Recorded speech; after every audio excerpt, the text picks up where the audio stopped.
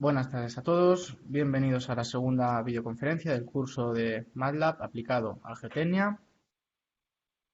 Y como es costumbre, vamos a ver algunas cuestiones relativas a las dudas que han estado llegando durante este tiempo y dudas también que han surgido que son reiterativas en todas las ediciones, pues que iré apuntándolas de mayor interés. Y bueno, pues os las muestro por si alguien tuviera algunas dudas, si no iguales, similares. ¿De acuerdo? Eh, Dadme un segundito. Me gustaría que me dijerais que se me está escuchando bien otra vez. Un ok aquí en el chat. Y con eso,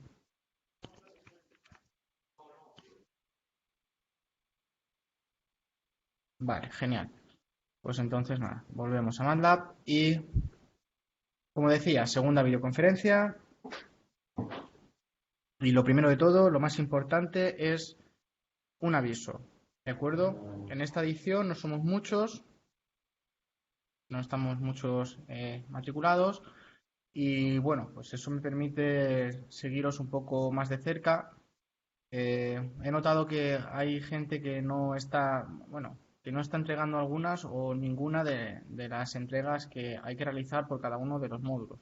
Yo siempre os recuerdo, sabéis que la evaluación es 50-50. 50% sería la malla aritmética de las entregas de cada módulo, que bueno, media aritmética ya os podéis imaginar que es un tanto injusto, pero también es por ponerlo un poco fácil, digamos, ¿no? Porque la primera entrega, el primer módulo que es un test, ese es muy sencillito y el último también es bastante sencillo. Entonces, pues bueno, para que no sea demasiado duro, pero vamos, con entregarlo sería suficiente. De todas maneras, no estoy recibiendo todas las entregas de todas las personas. Entonces, pues eso, es necesario que, bueno, pues que se entregue y se saque algunos puntos, porque si no habría que sacar en la entrega final o en el test final un 10 y eso ya sí es un poco más complicado, ¿vale? Entonces recordad que es 50-50, que no son entregas complicadas,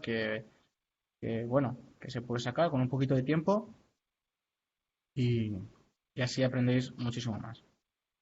Entonces, como sabéis, este módulo no, este tercer y cuarto módulo, que son los de la segunda videoconferencia, se basan pues en el trabajo de bucles y el cuarto módulo estaría un poco más enfocado al tema de las funciones, ¿vale? Creo que tengo aquí una imagen, sí, me la dejo aquí para luego. Entonces, bueno, los bucles, creo que casi todo el mundo que sepa un poco de programación o que haya estudiado un mínimo de programación alguna vez, el que no, pues no pasa nada, sabemos que los bucles, por ejemplo aquí podemos identificar un bucle for, ¿vale? Es una estructura de repetición que se repite el contenido que hay dentro de esa estructura. Es un bucle de repetición y lo que hace es, pues como decía, las sentencias que hay enmarcadas entre el principio y el final del bucle, ¿de acuerdo? En este caso, esta sentencia de aquí, esto se va a repetir tantas veces como nosotros le indiquemos. Bien, hay varios tipos de bucles, de tanto... eh, bucle es una forma de llamar a la estructura de repetición. eh, También llamamos bucles a los if y sin embargo no son bucles, ¿vale?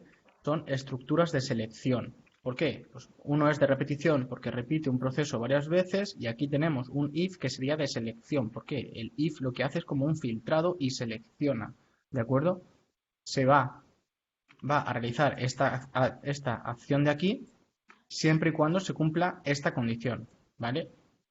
El bucle for y la estructura if son las dos más usadas en programación en MATLAB, ¿de acuerdo? Entonces, visto eso, casi vistos todos. Muy sencillos. Eh, si alguien tiene alguna duda sobre el uso de bucles, por supuesto me puede preguntar a mí sin ningún problema. Os he intentado responder todo este tiempo a las dudas. Pero también siempre os recomiendo que en la bibliografía del curso hay un libro que se llama MATLAB para ingenieros y es realmente bueno por los grafismos que trae. Entonces, explican de una forma muy visual el funcionamiento de los bucles, ¿de acuerdo? Mucho más de la imagen que yo pueda realizar buenamente. Entonces, bueno, pues este sería, ¿no? El bucle, estructura de repetición y estructura de selección. ¿De acuerdo? En este caso, me preguntó alguien qué significa está ahí. Bueno, está ahí no es más que un contador, es un contador. Entonces, nosotros aquí lo que hacemos es decirle, vas a repetir lo que tengas dentro, variando este contador, la i.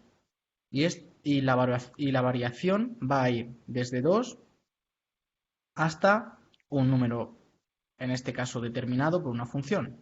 Este número determinado por una función sería la longitud del vector tamiz barra baja milímetros. ¿De acuerdo? O sea, desde 2 hasta creo que eran 14. ¿No? Pues entonces irá, primero repetirá con la i, o sea, realizará las acciones con la i siendo 2 y una vez que ha terminado, volverá a repetirlo siendo 3, 4, 5 y así variando la i hasta la longitud del vector también. Igual que le hemos puesto aquí length, le podríamos haber puesto 14 igualmente. Bien. Eh, y bueno, el if, pues ya lo he comentado antes, el if es simplemente le damos una condición, le decimos, mira, si esto de aquí es menor que 60, pues entonces me realizas estas acciones. Muy sencillo. Menor, menor o igual, distinto, mmm, todos los valores que nosotros queramos, ¿de acuerdo? Bien. Entonces, esto en cuanto a los bucles. Es importante trabajar con ellos para ver cómo funcionan y también acostumbrarnos un poco al trabajo con ellos. ¿Por qué? Porque al principio hay algunos bucles que nos cuesta entender en cierta manera. Por ejemplo, aquí, esto al principio cuando se ve dice retenido acumulado GI igual a retenido acumulado retenido en gramos de I más retenido acumulado en gramos I menos 1. Y claro, esto es un poco complicado de entender porque tienes que pensar cómo varía la I, que este va a ser el tamiz I y que al tamiz I se le va a sumar el acumulado anterior. Claro, el acumulado anterior va a ser lo que tiene justo el anterior y todos los de atrás que se han ido acumulando, porque este es el vector retenido acumulado G. ¿Veis que es un poco lioso? Por eso mismo, lo mejor que, para entender este tipo de bucles, que son un poco más complejos, cuando ya estamos con el índice i y además hay que sumarle justo el anterior y eso nos va a dar en un nuevo vector el elemento i, que suena un poco complicado si no estamos acostumbrados a trabajar con ellos, lo que recomiendo es coger un papel, un folio y en apaisado ir apuntando, de acuerdo, cada uno de los datos, e ir pensando lo que va haciendo el bucle. Cuando esto ya lo hemos realizado varias veces, entonces ya tenemos, digamos, la filosofía de trabajo de un bucle. Y así, cuando hemos visto varios ejemplos y ya estamos un poco más acostumbrados, es mucho más sencillo trabajar con ellos. ¿De acuerdo? Pero yo entiendo que a priori digáis, ¿y qué es I directamente, ¿no? ¿Qué quiere decir I? Pues I es un contador, que por cierto se puede llamar I, J, K, se puede llamar como queramos y no tiene por qué ser una sola letra. O sea, al final es una variable. Es una variable que además se crea y se destruye eh, aquí, en el mismo bucle. O sea, no es una variable que va a ir más allá. Una variable de usar y tirar, ¿no?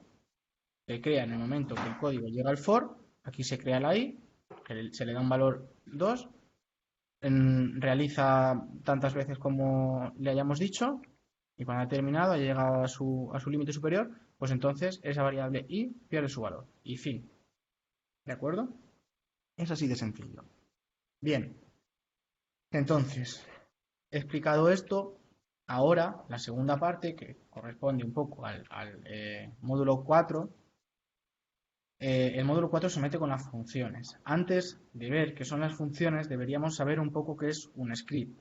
Un script no es más que un documento, como el que estáis viendo aquí en pantalla, como esto, ¿de acuerdo? Puede ser lo que sea. Es un script y aquí tenemos una serie de sentencias. No exactamente como este, será .m, ¿vale? Este es un leaf script que es, bueno, es mucho más intuitivo de usar y podemos meter algunos comentarios mucho más fácil, pero vamos, por lo normal cuando me programo normalmente suelo utilizar un script normal, punto .m, ¿de acuerdo? Pero para estos ejemplos me gusta más este que es mucho más visual. Entonces, un script es un documento donde tenemos una serie de sentencias, se van ejecutando en forma de cascada, desde arriba hasta abajo. Cuando llegan al final, pues se acabó. Y irá realizando las sentencias que nosotros le hayamos dicho. Si no le hemos puesto punto y coma, pues nos aparecerá aquí una serie de valores de retorno y las variables que hayamos creado y almacenado, pues estarán en el workspace, aquí en la parte izquierda. Bien, claro, nosotros aquí, fijaos, aquí estamos realizando una clasificación, ¿no? Pero imaginemos que realizar, y tenéis vosotros los scripts de muestra, los scripts de clasificación son bastante largos.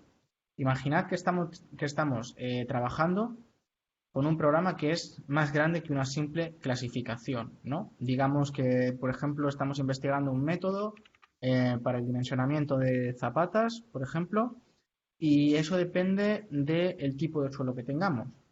Y nosotros estamos creando un programa donde no le demos la clasificación del suelo para que calcule las dimensiones de la zapata, sino que le demos directamente, por ejemplo, como estaba pasando en el problema este que estaba planteado, sino que le demos, pues por ejemplo, los datos de la muestra seca total, ¿no? Vamos, el vector con la muestra seca. Bien, claro. Entonces, podríamos hacer un script muy grande, ¿no? Donde lo primero que se hiciera sería la clasificación del suelo, ¿no? Porque si para calcular las dimensiones de una zapata necesito la clasificación del suelo, pues bueno, lo primero que tendría que hacer es clasificar el suelo en función de esto. Bien, ¿voy a poner todo el código de clasificación de suelo? No. ¿Por qué? Porque no hace falta. Yo puedo crearme una función de clasificación de suelo, guardarlo en un script, así como lo estáis viendo aquí, ¿veis?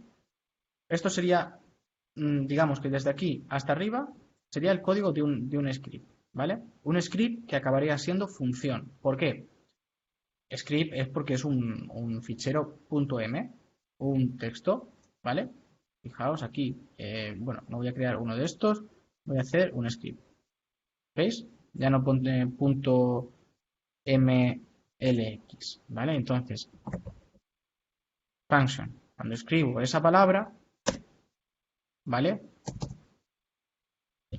Cierro la función, ¿vale? Me identifica que este archivo va a ser una función. Si yo le diese a guardar aquí las imágenes de la izquierda, fijaos, ¿veis?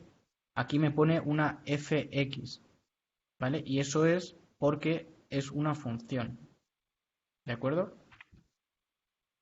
Bien. Entonces, ¿qué es lo que podemos hacer? Pues nosotros metemos todo nuestro código de clasificación de suelos en un archivo de función, en un script de función. Esta función tendrá un nombre, unas variables de entrada y unas variables de salida, ¿de acuerdo? Y entonces yo eso lo que voy a hacer es que lo guardo ahí y luego desde otro script donde he hecho el cálculo de las dimensiones de la zapata, ¿de acuerdo? Entonces lo llame a este código. Llamo a este código y le doy unas variables de entrada, que serán serán estas de aquí, ¿vale? Y entonces él me devolverá unas variables de salida. Y yo con esas variables de salida, en mi nuevo código de cálculo de las dimensiones de la zapata, pues podré trabajar con ellas. No tengo que meter todo el código. Solamente hago la llamada a la función. ¿De acuerdo? Para que se entienda un poco mejor. Yo tengo un script, ¿de acuerdo? Que aquí es donde vamos a calcular, por ejemplo, las dimensiones de la zapata en función de... Vale, bien. Tenemos una variable de entrada 1, ¿vale? Que, pues, en este caso tendría que ser, digamos, las pesadas de los tamices, ¿vale? Variable 2, variable 3, las que queramos, ¿vale? Y entonces yo voy a hacer un llamado a una función, en este caso sería classy, fijaos, no, perdón, granu. Yo aquí pondría granu y variable de entrada 1, ¿no? Que sería las pesadas en seco. Bien. Ah, bueno, y también límite líquido, límite plástico, ¿no? Por ejemplo, pues ya tendríamos las tres variables de entrada. Entonces, yo esto lo pongo en mi script, si lo ejecuto, él va a llegar y va a buscar una función en el mismo directorio donde está este script.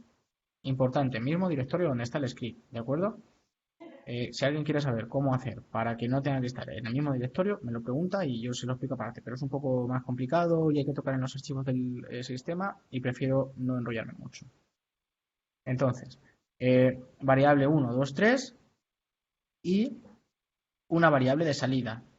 ¿Cuál será la variable de salida? Pues la clasificación del suelo, un GH o un... ¿Vale? Lo que sea. Entonces, él, cuando yo hago cuando yo ejecuto este script, lo que va a hacer es, pum, va a buscar. Busca en el directorio donde estoy. Ojo, el nombre es importante porque tiene que coincidir, ¿vale? No puedo poner granu aquí con mayúsculas y luego que el archivo se llame granu con minúsculas. No, tiene que coincidir al 100%. Todo.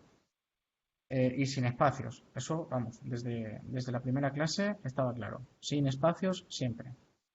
Bien, pues eso, tenemos nuestro script que hemos visto antes, encabezado por la palabra función, y luego, claro, aquí tenemos, pues eso, variable de salida, función, ta, ta, ta. Se realiza una serie eh, de sentencias, ¿vale?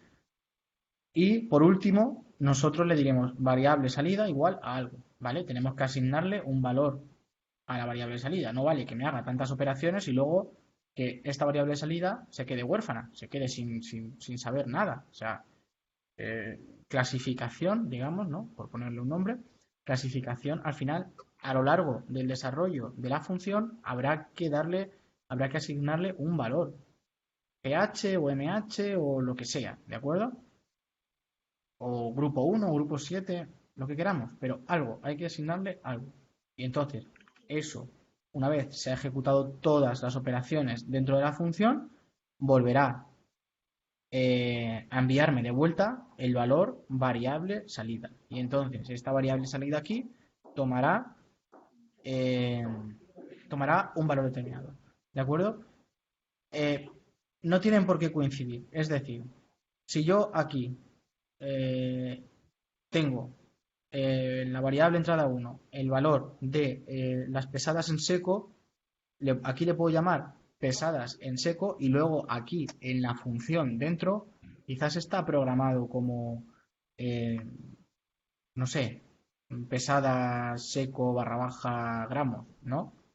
No pasa nada. O sea, si aquí está llamado de una forma y en la función está llamada de otra, no hay ningún problema. Ahora bien, dentro del script de la función sí que tiene que llamarse exactamente igual. Ahí no hay problema. ¿Vale? Al final, ¿él cómo identifica unas y otras? Pues las identifica mediante la posición que ocupan dentro de, el llamado a la función. Fijaos, aquí tenemos la primera posición, segunda posición y tercera posición. Si yo aquí estoy llamando a esta función pues este primer valor, luego al ejecutarse esta función, pues corresponderá a primer valor con primer valor y el nombre que tenga esa variable así lo va a ejecutar con la información que lleve. ¿De acuerdo? Espero que me haya explicado bien porque la verdad es que es un poco lioso. Bien, y esto es en cuanto a las funciones, ¿no? Fijaos aquí. Aquí lo que tengo es como variable de salida granulometría y como variable de salida align. Nombre de la función granu, o sea, tengo que tener por aquí en el mismo directorio donde estoy, que no lo tengo, por cierto, pero tengo que tener algún archivo que se llame granu, nombre de la función y nombre del archivo también, deben de coincidir. Y luego yo aquí le he puesto muestra seca total, pasa acumulado en tanto por ciento y también, a lo mejor dentro de donde está esto programado, de donde está esta función programada, pues no se llama muestra seca total, se llama MST, no pasa nada. Y dentro de su script está todo con MST, no hay ningún problema, yo aquí le he llamado así. Pero él me va a decir, a ver, ¿qué información tiene la primera variable? Pues la primera variable tiene la información de un vector de la muestra seca total. Y ya está, y él lo pasa por posiciones, no por nombre exacto. ¿De acuerdo? Bien.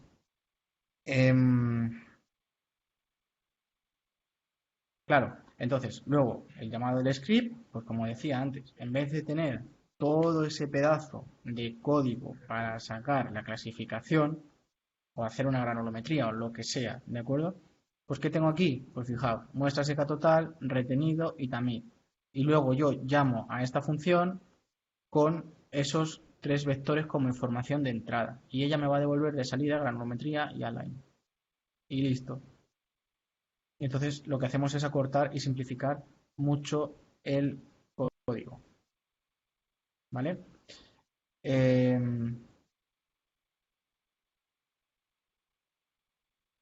vale. En cuanto... Esto era lo que tenía que decir sobre las funciones y sobre los scripts. Y ahora, en cuanto a la práctica de la ortofoto, dicen, en la página 4 de la práctica de la ortofoto empleas el siguiente comando para acortar la imagen inicial. ¿Vale? F-Eyes-Short bueno, la fotografía aislada es desde resta hasta el tamaño de tal. Vale, claro. Y pregunta aquí, ¿por qué introduces resta delante de cada side de f_eyes? Vale, ¿qué es resta? Pues resta es una variable que yo me he inventado. ¿De acuerdo? Fijaos aquí que lo tengo explicado y es la fotografía aislada corta va a ser igual a un rango determinado de valores de f_eyes, ¿vale? Va a ser un rango de valores. ¿Qué rango? ¿Qué rango? Pues en las x será desde resta hasta el tamaño de f_eyes 1 menos la resta. Es decir, yo tengo aquí, por ejemplo, un tamaño original, digamos que es de 400, ¿no? Y yo le quiero restar 100 por cada lado. Pues entonces, lo que hago es que copio la variable, por así decirlo, ¿no? Cojo f_eyes y le digo que eso va a ser igual a sí misma, pero desde la columna 200, no, perdón, desde la columna 100 hasta la columna final, que sería el tamaño de 1, ¿vale? Número de columnas, size de 1, menos 100. Sencillo, ¿vale? Lo que es como cuando yo cojo de una matriz solamente un número determinado de filas o de columnas, ¿vale? Pues exactamente igual.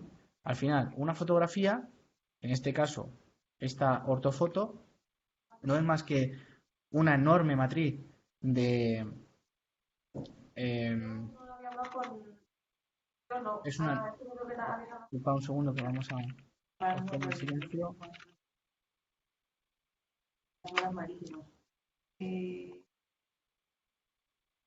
Vale. Como decía, es una enorme matriz de elementos ceros y unos y bueno, pues eso es una fotografía. Al final, ¿cuál es la diferencia? Pues que es muchísimo mayor que una matriz normal. Además, lo que yo he hecho fue, claro, dentro de una fotografía, ¿no? Tenemos valores desde el 0 hasta el 255, me parece que era. Yo lo que hice fue, para simplificar, pues entonces asigné o 0 para que todos los valores de esta matriz fueran o 0 o 1. Por eso, si nosotros hiciéramos zoom, los píxeles solamente hay dos colores, o son blancos o son negros. ¿De acuerdo? Y bien, entonces, fijaos ahora, yo le digo, quiero que la fotografía aislada recortada, o corta, por eso lo de short, ¿vale? Que sea igual a la anterior, pero en este rango de aquí. Uy, perdón. Entonces, quiero que sea igual a la anterior, pero en este rango que te digo aquí. ¿Y cuál es el rango? Pues mirad, eh, otra vez, aquí. Las filas quiero que sean estas, que vayan desde resta hasta el tamaño de la matriz original en filas menos la resta. ¿Veis? Entonces le corto 100 por delante y 100 por detrás. ¿Vale? Y lo mismo para las columnas. Exactamente lo mismo. Entonces, por eso aparece esta variable resta. Podría haber puesto 100 directamente aquí, pero bueno, por hacerlo un poco más elegante, pues hice una variable que se llama resta. Entonces, bien, bueno, pues esa es la explicación de por qué aparece resta por ahí. Eh, Otra pregunta, muy sencilla. ¿Hay alguna posibilidad de conocer el valor exacto de un determinado píxel en la fotografía? Sí. Si tú sabes cuál es la coordenada, pues sí, porque entonces tú le dices, vamos a ver, quiero que me digas cuál es el valor de este píxel, ¿no? Entonces, coges matriz A, ¿no? O bueno, en este caso f is, y le dices coordenada X y coordenada Y. Y te lo devuelve el valor de ese píxel y te dice si es blanco o es negro en este caso, ¿no? Así de sencillo. Entonces, lo que podemos hacer, repito, es decirle a MATLAB A de I, J y te devolverá el valor del píxel que corresponde a IJ en la matriz A. Es sencillo, es acceder a un elemento de una matriz, no tiene más.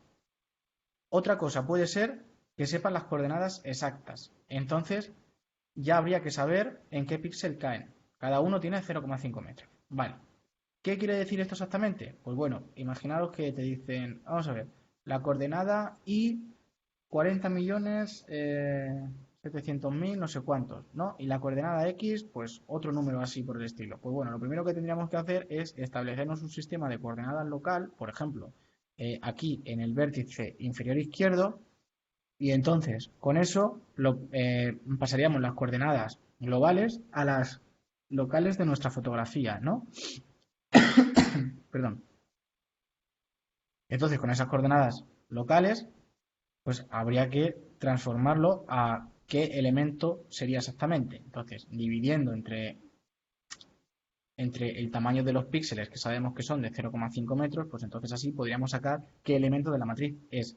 Pero es exactamente lo mismo que hemos hecho antes, lo único que no conocemos exactamente qué elemento, si no sabemos la coordenada. ¿Vale? Pero es lo mismo. Al final tenemos que decir A de I, J para sacar el valor de un elemento determinado. No, como lleguemos a ese proceso, pues ya depende. Y la última opción es seleccionando de una imagen directamente con el ratón, pero eso ya lo vamos a dejar para el último módulo, que para eso está. ¿Vale? ¿Por qué? Porque en el último módulo vamos a ver cómo podemos sacar las coordenadas de una imagen pinchando directamente con el ratón, haciendo clic sobre ella. ¿Vale? De una imagen, de un gráfico, de lo que sea. ¿De acuerdo? Es una forma bastante sencilla. Pero como es parte ya de más visual y prefiero dejarlo para el último módulo que para eso está. ¿De acuerdo? Y bueno, pues ya no tengo ninguna cosita más que comentaros. Supongo que tendréis alguna duda. Quito, os quito el silencio por si queréis hablar o si queréis escribir, lo que queráis. Lo que voy a hacer